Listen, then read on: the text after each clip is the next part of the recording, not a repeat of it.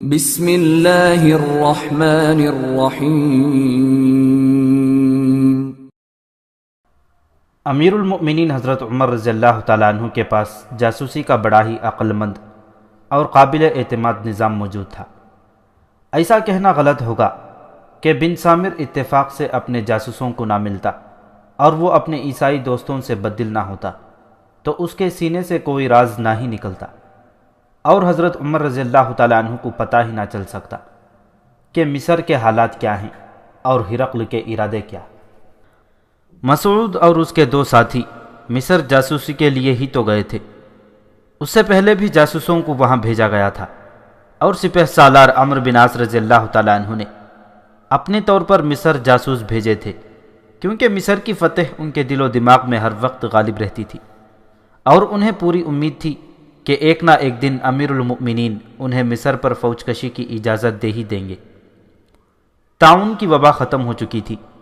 پہلے بیان ہو چکا ہے کہ یہ وبا مجاہدین کے لشکر کے ایک خاص حصے کو کھا گئی تھی۔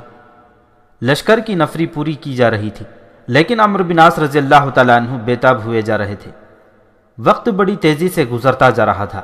امیر المؤمنین کے ساتھ انہوں نے قحط سے پہلے تفصیلی گفتگو کی تھی اور ان پر واضح کیا تھا کہ مصر کو سلطنت اسلامیہ میں شامل کرنا ضروری ہے۔ اب وبا ختم ہو گئی تو عمرو بن عاص رضی اللہ تعالیٰ عنہ نے حضرت عمر کی طرف پیغام بھیجا، جس میں اجازت چاہی کہ وہ مصر کی طرف پیش قدمی کریں۔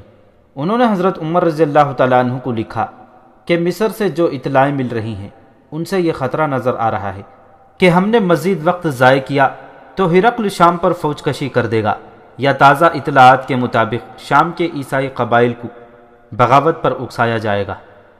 اگر بغاوت ہو گئی اور مجاہدین کے لشکر بغاوت ختم کرنے میں مصروف ہو گئے تو ہرقل یقیناً حملہ کر دے گا اور اس کا انجام شکست ہی ہو سکتا ہے۔ تفصیل سے بیان کیا جا چکا ہے کہ حضرت عمر رضی اللہ تعالیٰ عنہ مصر پر حملے کے حق میں تھے، لیکن وہ اپنے مصاحبوں اور صحابہ اکرام سے صلح مشورے کیے بغیر کوئی کام نہیں کیا کرتے تھے۔ صحابہ اور دوسرے مصاحبین میں کچھ تو اس کے حق میں تھے اور زیادہ تر اس کے خلاف تھے۔ یہی وجہ تھی کہ مصر پر فوج کشی ملتوی ہوتی رہی اور قحط نے پھر وبا نے آ لیا۔ اب عمرو بن عاص رضی اللہ تعالیٰ عنہ نے پھر یہی مسئلہ چھیڑ دیا، تو حضرت عمر رضی اللہ تعالیٰ عنہ نے پہلے سے زیادہ سنجیدگی سے اس پر غور کیا۔ انہیں بھی مصر کے تازہ حالات، ہرقل کے ارادے اور قبطی عیسائیوں کے رویے کی مکمل اور تفصیلی اطلاعیں مل چکی تھیں۔ عمرو بن عاص رضی اللہ تعالیٰ عنہ نے جو دلیل پیش کی اور جس خطرے کا اظہار کیا تھا، یہ پہلے ہی حضرت عمر رضی اللہ تعالیٰ عنہ کو پریشان کیے ہوئے تھا۔ آخر انہوں نے عمرو بن عاص رضی اللہ تعالیٰ عنہ کو جواب دیا۔ پیغام لے جانے والے قاصد کا نام شریک بن عبدہ تھا۔ اس وقت عمرو بن عاص رضی اللہ تعالیٰ عنہ قیصاریہ کا محاصرہ کیے ہوئے تھے۔ قاصد وہاں پہنچا اور پیغام دیا۔ اس میں حضرت عمر رضی اللہ تعالیٰ عنہ نے لکھا تھا کہ طاعون نے ہمارے لشکروں کی تعداد کم کر دی ہے، فلسطینی مسلمانوں سے کہو کہ وہ تمہارے لشکر میں شامل ہو جائیں اور مصر کی طرف پیش قدمی کریں۔ اس دور میں لشکر اسی طرح رضاکارانہ طور پر تیار کیے جاتے تھے۔ حضرت عمر نے آگے چل کر لشکریوں کو باقاعدہ فوجی بنا دیا اور ان کی تنخواہیں مقرر کر دی تھیں۔ عمرو بن عاص رضی اللہ تعالیٰ عنہ اسی حکم کے منتظر تھے۔ انہوں نے محاصرہ معاویہ بن ابی سفیان رضی اللہ تعالیٰ عنہ کے سپرد کیا اور بیت المقدس جا پہنچے۔ وہ مزید وقت ضائع نہیں کرنا چاہتے تھے، اس لیے انہوں نے جلدی جلدی میں کچھ لشکر اکٹھا کر لیا اور کچھ نفری پہلے لشکر سے لے لی اور کوچ کر گئے۔ بعض مورخوں نے لکھا ہے کہ عمرو بن عاص رضی اللہ تعالیٰ عنہ کے ساتھ جو لشکر تھا اس کی تعداد 3500 تھی، اور بعض نے تعداد 4000 لکھی ہے۔ اس لشکر میں گھڑ سوار دستے زیادہ تھے۔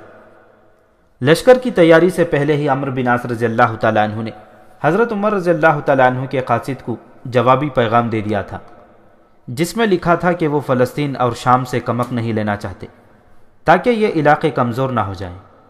ان کے لیے کمک مدینہ سے بھیجی جائے جو انہیں مصر کے راستے میں ملے۔ انہیں پوری امید تھی کہ مدینہ سے انہیں اچھی خاصی کمک مل جائے گی۔ وہ جانتے تھے کہ جو لشکر وہ ساتھ لے جا رہے ہیں یہ دیار غیر میں جا کر لڑنے کے لیے کافی نہیں۔ عمرو بن عاص رضی اللہ تعالیٰ عنہ نے کوچ میں جلد بازی اس لیے کی تھی کہ انہیں یہ خبر مل گئی تھی کہ مدینہ میں اور ایوان خلافت میں جو حضرات مصر پر فوج کشی کے خلاف تھے وہ پہلے سے زیادہ سرگرم ہو گئے ہیں، اور حضرت عمر رضی اللہ تعالیٰ عنہ کا گھیراؤ کر کے انہیں قائل کرنے کی کوشش میں لگے ہوئے ہیں کہ وہ اپنا حکم واپس لے لیں۔ ان میں سر فہرست حضرت عثمان بن عفان رضی اللہ تعالیٰ عنہ تھے۔ وہ کوئی معمولی حیثیت اور عام سی عقل و دانش کے فرد نہیں تھے، ان کا ایک مقام تھا جسے حضرت عمر رضی اللہ تعالیٰ عنہ بڑے ہی احترام کی نگاہ سے دیکھتے تھے۔ عمرو بن عاص رضی اللہ تعالیٰ عنہ کو یہ خدشہ نظر آیا کہ ایسا نہ ہو کہ امیر المؤمنین ان سے متاثر ہو کر مصر پر فوج کشی ملتوی کر دیں۔ تاریخ میں یہ واضح نہیں کہ عمرو بن عاص رضی اللہ تعالیٰ عنہ کو مدینہ کی یہ خبر کس نے دی تھی۔ غالب خیال یہ ہے کہ یہ خبر دینے والا حضرت عمر رضی اللہ تعالیٰ عنہ کا قاصد شریک بن عبدہ ہی تھا۔ مدینہ سے وہی آیا تھا اور اسے بہتر معلوم تھا کہ ایوان خلافت میں کیا ہو رہا ہے۔ معروف مورخ ابن عبد الحکم نے چند ایک مورخوں کے حوالے سے لکھا ہے کہ عمرو بن عاص رضی اللہ تعالیٰ عنہ کا یہ اندیشہ غلط نہیں تھا، انہیں جو خبر ملی تھی وہ صحیح تھی۔ حضرت عثمان بن عفان رضی اللہ تعالیٰ عنہ کو پتہ چلا تو دوڑے دوڑے حضرت عمر رضی اللہ تعالیٰ عنہ کے ہاں پہنچے اور ان سے تصدیق کرائی کہ انہوں نے واقعی یہ حکم عمرو بن عاص رضی اللہ تعالیٰ عنہ کو دے دیا ہے۔ خدا کی قسم امیر المؤمنین، تو ایسی غلطی کرنے والا آدمی تو نہ تھا۔ حضرت عثمان رضی اللہ تعالیٰ عنہ نے کہا، تیرا حکم غلط ہے اور جسے تو نے حکم بھیجا ہے وہ آدمی بھی ٹھیک نہیں۔ حضرت عمر رضی اللہ تعالیٰ عنہ چونک کر حضرت عثمان رضی اللہ تعالیٰ عنہ کو ایسی نظروں سے دیکھا جن میں حیرت تھی اور یہ سوال بھی کہ عمرو بن عاص رضی اللہ تعالیٰ عنہ جیسے سپہ سالار کو کہہ رہے ہیں کہ ٹھیک آدمی نہیں۔ خدا کی قسم عمر، حضرت عثمان رضی اللہ تعالیٰ عنہ نے کہا، عمرو بن عاص رضی اللہ تعالیٰ عنہ سے میری کوئی عداوت نہیں، وہ نڈر اور بے دھڑک خطرے مول لینے والا سالار ہے۔ خالد بن ولید کی طرح وہ اپنے آپ کو اور پورے لشکر کو بھی خطرے میں ڈال دیتا ہے۔ یہ تو ایک وجہ ہے کہ اسے اجازت نہیں دینی چاہیے۔ دوسری وجہ یہ ہے کہ عمرو رضی اللہ تعالیٰ عنہ دولت مند خاندان کا فرد ہے، اس میں اقتدار کی طلب موجود ہے۔ تیسری وجہ یہ ہے کہ مصر کے حالات کا صحیح اندازہ نہیں کیا گیا اور وہ جو لشکر لے کر گیا ہے وہ کافی نہیں۔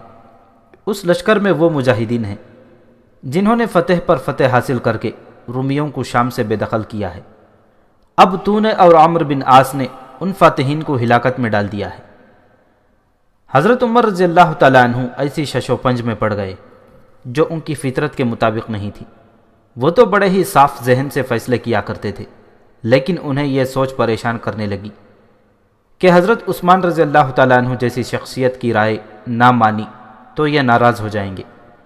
حضرت عثمان کے علاوہ انہی کی حیثیت کے چند حضرات اور بھی تھے جو مصر پر فوج کشی کو ایک خطرہ سمجھ رہے تھے۔ حضرت عمر پریشان ہو گئے۔ ایسی صورتحال پہلی بار پیدا ہوئی تھی کہ ان کی شدید مخالفت ہوئی اور انہیں یہ احساس بھی ہوا کہ انہوں نے ان تمام حضرات سے آخری بار صلح مشورے کے بغیر یہ حکم بھیج دیا تھا۔ حضرت عمر نے بڑی گہری غور و خوض کے بعد یہ فیصلہ کیا کہ عمرو بن عاص رضی اللہ تعالیٰ عنہ کو واپس بلا لیا جائے۔ انہوں نے تاریخ کے مطابق پیغام میں یہ الفاظ لکھے، اگر تجھے یہ میرا خط مصر کی سرحد پار کرنے سے پہلے مل جائے تو وہیں سے بیت المقدس واپس چلے جاؤ، اور اگر تم مصر کی سرحد میں داخل ہو چکے ہو تو پیش قدمی جاری رکھو، میں تمہارے لیے کمک بھیجوں گا۔ حضرت عمر رضی اللہ تعالیٰ عنہ نے یہ پیغام اپنے قاصد شریک بن عبدہ کو دیا اور کہا کہ وہ کم سے کم وقت میں اور جس قدر تیز جا سکتا ہے جائے اور پیغام عمرو بن عاص رضی اللہ تعالیٰ عنہ تک پہنچا دے۔ جس وقت قاصد عمرو بن عاص رضی اللہ تعالیٰ عنہ تک پہنچا وہ رفح کے مقام پر تھے۔ انہوں نے پیش قدمی بڑی سست رفتار سے کی تھی اور وہ سمندر کے کنارے کنارے جا رہے تھے۔ سست رفتاری کی یہ وجہ تھی کہ عمرو بن عاص رضی اللہ تعالیٰ عنہ مدینہ کی کمک کے منتظر تھے، جو انہیں یقین تھا کہ وہ آ جائے گی۔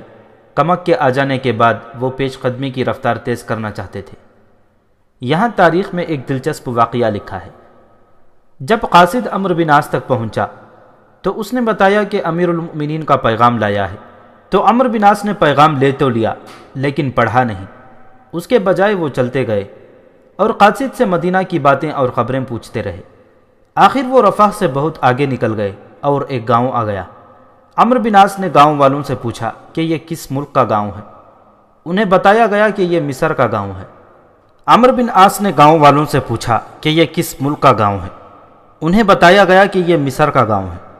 عمرو بن عاص نے اب پیغام کھول کر پڑھا، اپنے ماتحت سالاروں کو بلا کر یہ پیغام سنایا اور کہا کہ امیر المؤمنین نے یہ حکم دیا ہے کہ مصر میں داخل ہو چکے ہو تو پیش قدمی جاری رکھو۔ تم سب دیکھ رہے ہو کہ ہم مصر میں داخل ہو چکے ہیں، لہٰذا پیش قدمی جاری رہے گی۔ انہوں نے قاصد کو پیغام کا جواب لکھ کر دیا کہ ان کا لشکر مصر کی سرحد سے آگے نکل گیا ہے، اس لیے کمک فوراً بھیجی جائے۔ انہوں نے قاصد کو ہی گواہ بنا لیا کہ لشکر مصر کی سرحد میں داخل ہو چکا ہے۔ عمرو بن عاص نے اپنے ماتحت سالاروں سے کہا کہ جب انہوں نے دیکھا کہ کمک کے بجائے قاصد آیا ہے تو وہ سمجھ گئے کہ یہ واپسی کا حکم آیا ہے۔ انہیں حضرت عمر رضی اللہ تعالیٰ عنہ کے احکام کا اندازہ تھا۔ کسی طرح انہوں نے محسوس کر لیا کہ حضرت عمر رضی اللہ تعالیٰ عنہ نے اس سفر کی منسوخی کا حکم دے دیا ہے۔ انہوں نے ضرور لکھا ہوگا کہ مصر میں داخل ہو گئے ہو تو پھر پیچھے نہ آنا، آگے ہی بڑھنا۔ عمرو بن عاص رضی اللہ تعالیٰ عنہ کا یہ خیال صحیح نکلا۔ اس سے آگے ان کے سامنے مصر کا ایک مشہور مقام عریش تھا۔ یہ درمیانہ درجے کا شہر تھا۔ عمرو بن عاص رضی اللہ تعالیٰ عنہ نے اس شہر کو محاصرے میں لینا چاہا، لیکن وہ دیکھ کر حیران رہ گئے کہ وہاں رومی فوج کا ایک سپاہی بھی نہیں تھا۔ مجاہدین نے شہر میں داخل ہو کر اس پر قبضہ کر لیا۔ اس سے آگے 70 میل دور مصر کا اتنا ہی بڑا ایک اور شہر فرمان تھا۔ عمرو بن عاص رضی اللہ تعالیٰ عنہ بہت ہی خوش تھے کہ انہوں نے رومیوں کو بے خبری میں آ لیا ہے اور وہ اگلا شہر بھی اسی طرح فتح کر لیں گے۔ انہوں نے ایسی پریشانی کا اظہار کیا ہی نہیں کہ کمک ابھی نہیں پہنچی، لیکن یہ عمرو بن عاص رضی اللہ تعالیٰ عنہ کی خوش فہمی تھی۔ ان کا لشکر جو ہی مصر کی سرحد میں داخل ہوا تھا، مصر میں مقوقس اور جرنیل اطربون کو اطلاع مل گئی تھی۔ مصر کے حکمران مقوقس نے یہ بہتر سمجھا کہ مسلمانوں کے لشکر کو اور آگے آنے دیا جائے۔ اس نے اطربون سے مشورہ کیا کہ عریش سے فرمان تک 70 میل لمبا چوڑا صحرا ہے، مسلمانوں کو صحرا میں شکست نہیں دی جا سکتی، انہیں آگے آنے دیا جائے۔ اطربون نے مقوقس کا مشورہ قبول کر لیا اور بڑی تیزی سے یہ کارروائی کی کہ عریش سے اپنی تمام فوج نکال کر 70 میل پیچھے فرمان کے شہر میں اکٹھی کر لی اور اس شہر کا دفاع اور زیادہ مستحکم کرنا شروع کر دیا۔ عمرو بن عاص رضی اللہ تعالیٰ عنہ اس خوش فہمی میں ناکافی لشکر کے ساتھ بڑھے چلے جا رہے تھے کہ اگلے شہر میں بھی مزاحمت نہیں ملے گی اور وہ امیر المؤمنین کے مخالفین کو غلط ثابت کر دیں گے، مگر انہیں بتانے والا کوئی نہ تھا کہ رومیوں نے ان کے لیے پھندا تیار کر رکھا ہے۔ عمرو بن عاص رضی اللہ تعالیٰ عنہ کا لشکر مصر کے شہر فرمان کی طرف بڑھا جا رہا تھا۔ انہوں نے مصر کا ایک شہر عریش بغیر مزاحمت کے لے لیا تھا۔ وہ اس خوش فہمی میں مبتلا تو تھے کہ اگلا شہر فرمان بھی اسی طرح آسانی سے لے لیں گے، لیکن وہ بہت ہی محتاط ہو کر پیش قدمی کر رہے تھے۔ احتیاط تو لازمی شرط تھی، جس کی ایک وجہ یہ تھی کہ ان کے ساتھ لشکر تھا ہی کیا، 3-3.5 ہزار نفری ان کے ساتھ تھی۔ پیش قدمی کی رفتار ذرا کم اس امید پر رکھی کہ مدینہ سے کمک پہنچ جائے۔ پھر یہ وجہ تھی کہ عمرو بن عاص رضی اللہ تعالیٰ عنہ جیسے ہوش مند اور تجربے کار سالار یہ عنصر تو نظر انداز کر ہی نہیں سکتے تھے کہ رومی فوج مقابلے میں آئے گی ہی نہیں۔ وہ سب صحرائی علاقہ تھا۔ مجاہدین اسلام کا لشکر اونٹوں کی طرح بڑے آرام سے اس اطمینان سے چلا جا رہا تھا جیسے ان کے نیچے ہموار اور بڑی پکی زمین ہو۔ رومی حکمران مقوقس نے ٹھیک ہی کہا تھا کہ صحرا میں مسلمانوں کو شکست دینا کوئی آسان کام نہیں۔ پہلا پڑاؤ کیا گیا، مدینہ سے کمک تو نہ آئی۔ حلب سے حدید بن مومن خزرج اپنی بیوی شارینہ کے ساتھ آ پہنچا اور سپہ سالار عمرو بن عاص رضی اللہ تعالیٰ عنہ سے ملا۔ اگلے روز مدینہ سے ایک اور تجربے کار جاسوس مسعود بن سہیل مکی پہنچ گیا۔ اس کے ساتھ فہد بن سامر تھا اور اس کی بیوی عینی بھی اس کے ساتھ تھی۔ پچھلے باب میں بیان ہو چکا ہے کہ بن سامر اور عینی نے اسلام قبول کیا تھا، تو بن سامر کا نام فہد بن سامر رکھا گیا تھا، لیکن عینی نے اپنا نام عینی ہی پسند کیا۔ مسعود بن سہیل مکی کو مدینہ سے امیر المؤمنین نے بھیجا تھا۔ وہ مصر سے اچھی طرح واقف تھا اور جاسوسی کے لیے وہاں کچھ عرصہ گزار آیا تھا۔ فہد بن سامر مدینہ میں ہی تھا اور وہ رضاکارانہ مسعود کے ساتھ چلا گیا تھا۔ اسے کسی سے حکم لینے کی ضرورت نہیں تھی۔ عینی پیچھے اکیلی نہیں رہ سکتی تھی، اس لیے وہ بھی اس کے ساتھ چلی گئی۔ فہد بن سامر کو قبول اسلام کے بعد مدینہ میں رکھا گیا اور اس کا کچھ وظیفہ مقرر کر دیا گیا تھا، لیکن ابھی اسے کوئی کام نہیں دیا جا رہا تھا، کیونکہ ابھی دیکھنا تھا کہ وہ قابل اعتماد بھی ہے یا نہیں۔ وہ فراغت سے بہت ہی پریشان تھا اور اس نے کئی بار کہا تھا کہ وہ رومیوں کے خلاف میدان جنگ میں جانا چاہتا ہے، اور اگر اسے جاسوسی اور تخریب کاری کا کام دیا جائے تو وہ کامیابی سے کر سکتا ہے۔ مصر سے تو وہ بہت ہی اچھی طرح واقف تھا، اور جس علاقے میں سپہ سالار عمرو بن عاص رضی اللہ تعالیٰ عنہ جا رہے تھے اس سے تو وہ پوری طرح واقف تھا۔ اس نے مسعود کو جاتے دیکھا اور کسی کو بتائے بغیر عینی کو ساتھ لیا اور مسعود کے ساتھ چل پڑا۔ وہاں گھوڑوں کی اور دیگر ساز و سامان کی کمی نہیں تھی۔ اس نے 2 گھوڑے لے لیے اور اس طرح مسعود، فہد اور عینی مدینہ سے رخصت ہو گئے۔ اس نے مسعود کو جاتے دیکھا اور کسی کو بتائے بغیر عینی کو ساتھ لیا اور مسعود کے ساتھ چل پڑا۔ وہاں گھوڑوں کی اور دیگر ساز و سامان کی کمی نہیں تھی۔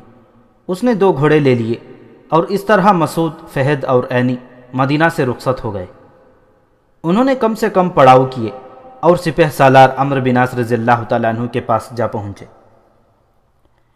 کسی بھی مورخ نے یہ نہیں لکھا کہ مسعود اور فہد مدینہ سے عمرو بن عاص رضی اللہ تعالیٰ عنہ کے پاس گئے تھے۔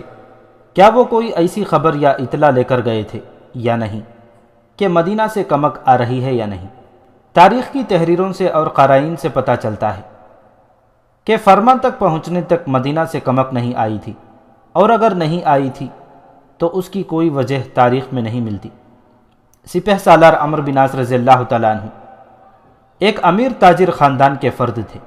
قبول اسلام سے پہلے وہ اکثر تجارت کے سلسلے میں مصر جاتے رہتے تھے، اور یہ واقعہ تو پہلے ہی بیان ہو چکا ہے کہ انہوں نے ایک یہودی شیماس کی جان بچائی تھی، اور وہ عمرو بن عاص رضی اللہ تعالیٰ عنہ کو مصر کے دارالحکومت سکندریہ لے گیا تھا۔ سکندریہ کی شان و شوکت، جاہ و جلال اور شاہانہ رونقیں دیکھ کر عمرو بن عاص رضی اللہ تعالیٰ عنہ ایسے متاثر ہوئے تھے کہ مصر ان کے ذہن میں نقوش ہو کے رہ گیا۔ وہ مصر سے اور خصوصاً شمالی مصر سے تو کلی واقفیت رکھتے تھے، مصر کے لوگوں کو بھی وہ جانتے تھے۔ پھر انہوں نے اسلام قبول کیا اور شام اور فلسطین میں فن حرب و ضرب اور سپہ سالاری کا نیا ریکارڈ قائم کیا، اور پھر امیر المؤمنین حضرت عمر رضی اللہ تعالیٰ عنہ کو قائل کرنے لگے کہ مصر ہر قیمت پر سلطنت اسلامیہ میں شامل ہونا چاہیے، اور مصر پر فوج کشی کی قیادت انہیں دی جائے۔ آخر انہیں اجازت مل گئی، اور وہ مصر سے واقف تو تھے، لیکن پھر بھی انہیں جاسوسوں کی ضرورت تھی۔ مصر پر فوج کشی سے پہلے وہ اپنے طور پر مصر جاسوس بھیجتے رہتے تھے، اور انہوں نے قبطی عیسائیوں کے اسقف اعظم بنیامین کے ساتھ بھی اپنے جاسوسوں کے ذریعے رابطہ قائم کر لیا تھا۔ اب مسعود اور حدید جیسے جاسوس، جو بڑے ہی دلیر چھاپہ مار اور تخریب کار بھی تھے، ان تک پہنچ گئے تو انہیں جاسوسی کا مسئلہ خوش اسلوبی سے حل ہوتا نظر آنے لگا۔ عمرو بن عاص رضی اللہ تعالیٰ عنہ ان دونوں کی ذہانت اور کارکردگی سے پوری طرح آشنا تھے۔ فہد بن سامر ان کے لیے بالکل ہی نیا آدمی تھا۔ مسعود نے انہیں فہد کے متعلق بتایا اور فہد نے اپنے جذبات کا اظہار کیا تو عمرو بن عاص رضی اللہ تعالیٰ عنہ مطمئن ہو گئے۔ فہد دعویٰ کرتا تھا کہ جتنی کامیاب جاسوسی اور تخریب کاری وہ کر سکتا ہے اتنا کوئی عربی جاسوس نہیں کر سکتا۔ سپہ سالار عمرو بن عاص رضی اللہ تعالیٰ عنہ نے اپنے ماتحت سالاروں کو پاس بٹھا کر ان تینوں جاسوسوں کی صورتحال تفصیل سے بتائی۔ انہوں نے کہا کہ فرما تک ان کے جاسوس ہو آئے ہیں، اور انہوں نے بتایا ہے کہ فرما میں رومی فوج کی تعداد ہمارے لشکر سے دگنی ہے۔ عمرو بن عاص رضی اللہ تعالیٰ عنہ نے مزید وضاحت یا تصدیق کے لیے مسعود بن سہیل مکی کو فرما بھیج دیا تھا۔ انہوں نے بتایا کہ 2 جاسوس بنیامین کے پاس بھی چلے گئے ہیں، اور بنیامین سے یہ بات کریں گے کہ قبطی عیسائی مسلمانوں کے خلاف نہ لڑیں اور درپردہ مسلمانوں کے ساتھ تعاون کریں۔ تم دیکھ رہے ہو، عمرو بن عاص رضی اللہ تعالیٰ عنہ نے کہا، میرے ساتھ لشکر کتنا تھوڑا ہے، محاصرے کے لیے میرے پاس سامان بھی پورا نہیں، پھر بھی میں اتنا ہی لشکر لے کر اتنی دور آ گیا ہوں، اور کمک ابھی پہنچی نہیں۔ میں نے اپنے لیے یہ مشکل پیدا کر لی ہے کہ خود ہی امیر المؤمنین سے فوج کشی کی اجازت مانگی تھی اور انہیں قائل کر لیا تھا۔ میں ہر قیمت پر کامیاب ہونا چاہتا ہوں۔ ہمیں کامیاب ہونا ہے، ایک سالار نے کہا۔ اگر ہم ناکام رہے تو صرف ہمیں شرمندگی کا سامنا نہیں ہوگا بلکہ امیر المؤمنین اپنے ان مصاحبوں کے سامنے شرمسار ہوں گے جو ابھی تک انہیں روک رہے ہیں کہ مصر پر ابھی فوج کشی نہ کریں ورنہ نقصان اٹھائیں گے۔ مصر کی فتح اور شکست میرے لیے زندگی اور موت کا مسئلہ ہے، عمرو بن عاص رضی اللہ تعالیٰ عنہ نے کہا۔ اگر میں ناکام ہو گیا تو پھر میں زندہ مدینہ میں داخل نہیں ہوں گا، زندہ وہاں چلا گیا تو مصر پر حملے کے مخالفین کا سامنا نہیں کر سکوں گا، جن میں بزرگ صحابی عثمان بن عفان رضی اللہ تعالیٰ عنہ بھی شامل ہیں۔ وہ کہیں گے کہ ہم نے تمہیں روکا نہیں تھا کہ ایسا نہ کرو، تم سب دیکھ رہے ہو کہ ہم اتنی دور نکل آئے ہیں کہ ہمارے پاس رسد کا کوئی انتظام نہیں۔ میں اللہ کے نام پر آیا ہوں اور اس یقین کے ساتھ آیا ہوں کہ اللہ مدد کرے گا۔ شرط یہ ہے کہ ارادہ مضبوط اور نیک ہو، ہمارے لیے کوئی نہ کوئی راستہ کھل جائے گا۔ کیا آپ نے کوئی راستہ سوچا ہے؟ فہد بن سامر نے پوچھا۔ ہاں سوچا ہے، عمرو بن عاص رضی اللہ تعالیٰ عنہ نے کہا، اور یہ راستہ تم اور حدید کھول سکتے ہو۔ سب سے پہلے ہمیں رسد چاہیے، اناج اور مویشی۔ یہ ہم اس طرح حاصل کر سکتے ہیں کہ لشکر میں سے کچھ نفری اس علاقے میں بھیجی جائے جہاں اناج کے ذخیرے موجود ہیں۔ یہ نفری ٹولیوں میں بٹ کر ہر اس گاؤں پر حملہ کرے جہاں اناج اور مویشی موجود ہیں۔ صرف اناج اور مویشی لائے جائیں، لیکن اس طرح میرے لشکر کی نفری کم ہو جائے گی۔ پھر دعا کریں کہ کمک آ جائے۔ ایک سالار نے کہا، کمک کا انتظار کر لیا جائے۔ میں انتظار نہ کروں تو بہتر ہے، عمرو بن عاص رضی اللہ تعالیٰ عنہ نے کہا۔ اب جب کہ ہمارے دشمن کو پتہ چل چکا ہے کہ ہم اس کے ملک میں داخل ہو کر ایک شہر بھی لے چکے ہیں، تو وہ کیل کانٹے سے لیس ہو کر ہمارے مقابلے میں آئے گا۔ ہمارا انتظار دشمن کو تیاری کا وقت بہت دے دے گا۔ میں ایک اور ذریعہ پیدا کر سکتا ہوں۔ معروف یورپی تاریخ نویس بٹلر نے یہ ذریعہ تفصیل سے لکھا ہے اور مسلمان تاریخ دانوں نے بھی اسے اچھی طرح واضح کیا ہے۔ ذریعہ یہ تھا کہ جہاں یہ صحرا ختم ہونا شروع ہوتا تھا وہاں سے سبز زار کا آغاز ہوتا تھا۔ اس درمیانی علاقے میں آبادیوں سے دور دور بدو قبائل رہتے تھے جو کسی حد تک خانہ بدوش تھے۔ وہ ظاہری طور پر عیسائی تھے، لیکن عیسائیت میں انہوں نے کچھ اپنے عقائد اور توہمات شامل کر رکھے تھے۔ ان کی اپنی ایک معاشرت تھی اور ان کے متعلق کوئی شک و شبہ نہ تھا کہ وہ خونخوار قسم کے جنگجو تھے اور فن حرب و ضرب کو بھی سمجھتے تھے۔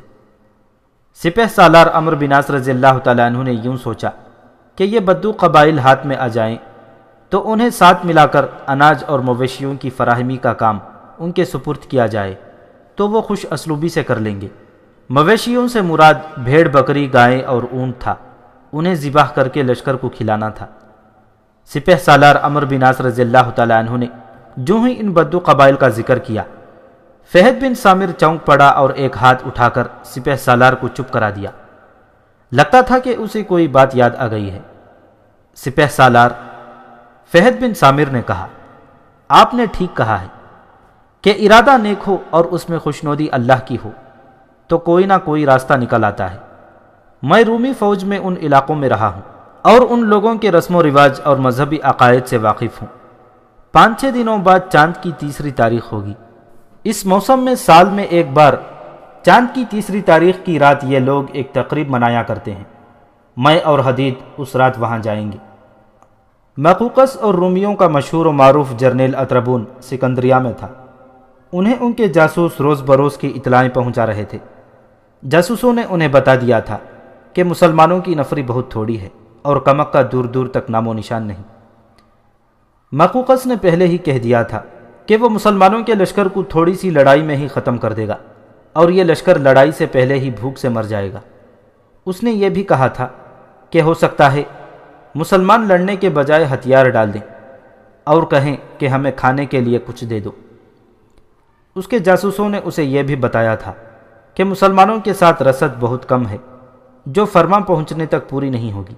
مقوقس نے یہ اطلاع ملتے ہی ان دیہاتی علاقوں میں جہاں سے کھانے کے لیے اناج اور مویشیوں کی فراہمی ہوتی تھی اپنی فوج اس حکم کے ساتھ بھیج دی تھی کہ ہر گاؤں میں فوج موجود رہے اور مسلمان اگر اناج کی لوٹ مار کرنے کے لیے آئیں تو انہیں وہیں ختم کر دے۔ اس طرح مقوقس اور اطربون نے مسلمانوں کو بھوکا مارنے کا پورا انتظام کر لیا تھا۔ مقوقس نے ایک حکم تو پہلے ہی دے دیا تھا جس کے تحت عریش سے ساری رومی فوج نکل آئی تھی اور فرمان چلی گئی تھی۔ مقوقس نے یہ اہتمام اس خیال سے کیا تھا کہ مسلمان اور آگے چلے آئیں اور راستہ اتنا لمبا ہو جائے کہ ان تک کمک اور رسد بر وقت پہنچ ہی نہ سکے۔ سپہ سالار عمرو بن عاص رضی اللہ تعالیٰ عنہ کے لیے بڑی ہی خطرناک اور روح کش صورتحال پیدا ہو گئی تھی۔ انہوں نے مدینہ کو ایک قاصد اس پیغام کے ساتھ بھیج دیا تھا کہ کمک جس قدر جلدی ہو سکے بھیج دی جائے، اور وہ کمک کا انتظار نہیں کریں گے۔ مسعود بن سہیل مکی شتربانوں کے بھیس میں فرمان چلا گیا تھا اور واپس بھی آ گیا تھا۔ وہ اونٹ پر گیا تھا۔ صحرائی علاقے میں اونٹ کی رفتار بہت ہی تیز تھی۔ وہ سپہ سالار کے لیے یہ خبر لایا کہ مقوقس اور اطربون خود فرما میں نہیں آئیں گے، اور انہوں نے اپنی فوج کو یہ حکم بھیجا ہے کہ محاصرے میں نہیں رہنا ہے، بلکہ بار بار باہر نکل کر مسلمانوں پر حملہ کرنا ہے تاکہ ان کا جانی نقصان ہوتا رہے۔ مقوقس نے کہا تھا کہ مسلمانوں کا جو بھی جانی نقصان ہوگا اسے وہ پورا نہیں کر سکیں گے۔ یہاں ضروری معلوم ہوتا ہے کہ فرما شہر کے متعلق کچھ بات ہو جائے۔ فرما مصر کا ایک مشہور شہر تھا۔ فرعونوں کے زمانے میں اس کا پورا نام پلوس تھا۔ زمانے گزرتے گئے اور مصر قبطیوں کے زیر تسلط آ گیا تو پلوس نام پرمون رکھ دیا گیا۔ پھر آگے چل کر کسی دور میں اس کا نام فرما رکھ دیا گیا۔ جس علاقے میں فرما واقع تھا وہاں دریائے نیل جا کر 7 شاخوں میں تقسیم ہو جاتا تھا۔ ایک شاخ کا نام جسے اس وقت نہر کہا جاتا تھا پلوزی تھا، اسی لیے اس شہر کا نام پلوز رکھا گیا تھا۔ اسی طرح ہر شاخ کا ایک نام تھا۔ ان شاخوں کی تشریح ضروری معلوم نہیں ہوتی۔ ضروری بات ذہن میں رکھنے والی یہ ہے کہ یہ تمام علاقہ سرسبز اور زرخیز تھا، اور یہ بحیرہ روم کے تقریباً کنارے پر تھا۔ آج بھی یہ علاقہ سرسبز و شاداب ہے، اور وہاں پھلوں کی بے انداز باغات ہیں، اور اسی وجہ سے یہ علاقہ اس وقت بھی گنجان آباد تھا اور آسودہ حال بھی تھا۔ لوگوں کے مکانوں کے ارد گرد باغیچے بنے ہوئے تھے جو لوگوں کو مختلف پھل دیتے تھے، اور یہاں کے انگور تو بہت ہی مشہور تھے۔ چونکہ یہاں انگور افراد سے ہوتے تھے اس لیے یہاں شراب بھی بنتی تھی۔ فرما کا شہر ایک پہاڑی پر آباد کیا گیا تھا، اور اس کی حفاظت اور دفاع کا انتظام صرف یہ نہیں تھا کہ ایک طرف قلعہ اور سارے شہر کے ارد گرد ایک مضبوط دیوار ہوتی۔ دیوار تو تھی لیکن شہر کو متعدد قلعہ بندیوں سے محفوظ کیا گیا تھا۔ اس طرح اس شہر کی تسخیر تقریباً ناممکن بنا دی گئی تھی۔ ایک تو قلعہ بندیاں زیادہ تھیں اور دوسرے یہ پہاڑی پر آباد تھا۔ یہ محاصرہ کرنے والوں کے لیے بڑی زبردست مشکل پیدا کر دی گئی تھی۔ مصری بدو اپنے علاقے میں دور دور تک پھیلے ہوئے تھے۔ فرما سے دور اور عام راستوں سے ہٹ کر ایک علاقہ تھا جو ریگستانی بھی تھا اور اس میں کہیں کہیں سبزہ بھی تھا۔ وہاں صحرا ختم ہونے لگتا تھا اور سرسبز و شاداب علاقہ شروع ہوتا تھا۔ اس علاقے میں ایک ایسی جگہ تھی جو وسیع نشیب تھا۔ اس کے ارد گرد جو کنارے تھے وہ اونچے بند کی شکل میں تھے۔ برسات کے دنوں میں اس نشیبی جگہ پانی جمع ہوتا تھا اور 2-3 مہینوں بعد پانی خشک ہو جاتا اور پیچھے ہری بری گھاس چھوڑ جاتا تھا۔ اس میں چند ایک درخت بھی تھے اور کہیں کہیں زمین ذرا سی ابھری ہوئی تھی اور اونچے نیچے ٹیلے بھی تھے لیکن بہت کم۔ اس جگہ کو بدوؤں نے بہت خوبصورت بنا رکھا تھا اور اسے وہ اپنا ایک طرح کا مقدس نشیب سمجھتے تھے۔ یہ ساری باتیں فہد بن سامر سے معلوم ہوئی تھیں۔ اس کے قریب ہی کہیں بدوؤں کے مذہبی پیشوا اور 1-2 سردار رہتے تھے۔ رات کا وقت تھا اور چاند کی 3 تاریخ تھی۔ کم و بیش 3000 بدو دائرے میں اس جگہ بیٹھے ہوئے تھے اور درمیان میں بہت سی خالی جگہ چھوڑی ہوئی تھی۔ اس خالی جگہ کے وسط میں ایک قوی ہیکل بیل ایک کھونٹا گاڑ کر رسے سے بندھا ہوا تھا۔ اس کے خمیدہ سینگ مختلف رنگوں سے سجائے ہوئے تھے۔ اس پر سبز رنگ کا کپڑا ڈالا گیا تھا جس میں چمک سی تھی۔ ہوا سے یہ کپڑا ہلتا تھا تو مشلوں کے شعلوں کی روشنی میں اس کپڑے پر چمک کی لہریں اٹھتی اور ہلتی نظر آتی تھیں۔ بیل کے کھروں پر کوئی چمکدار چیز ملی گئی تھی۔ بیل کے گلے میں صحرائی پھولوں کے ہار پڑے ہوئے تھے۔ 20-22 جوان اور جوان سال لڑکیاں جو ایک ہی جیسے لباس میں ملبوس تھے بیل کے ارد گرد دائرے میں رقص کر رہی تھیں۔ وہ ملبوس تو تھیں لیکن پوری طرح مستور نہیں تھیں۔ ڈھول، دف اور 2 شہنائیاں بج رہی تھیں۔ لڑکیوں کا یہ رقص اچھل کود جیسا نہیں تھا اور غیر منظم بھی نہیں تھا۔ ہر ادا اور ہر حرکت ایک ہی جیسی تھی۔ کوئی لڑکی دوسروں سے الگ تھلگ ذرا سی بھی حرکت نہیں کرتی تھی۔ یوں لگتا تھا جیسے یہ لڑکیاں ایک زنجیر سے بندھی ہوئی ہیں اور زنجیر کسی غیر مرئی قوت کے ہاتھ میں ہے۔ نہ رقص بے ہنگم تھا، نہ سازوں کا غل غبارہ تھا۔ ساز ایک خوابناک سی دھن الاپ رہے تھے اور رقص وجد آفرین تھا۔ صحرا کی خنک رات مخمور ہوئی جا رہی تھی۔ 3000 بدوؤں پر سکوت طاری تھا، جیسے وہ مہوے خواب ہوں۔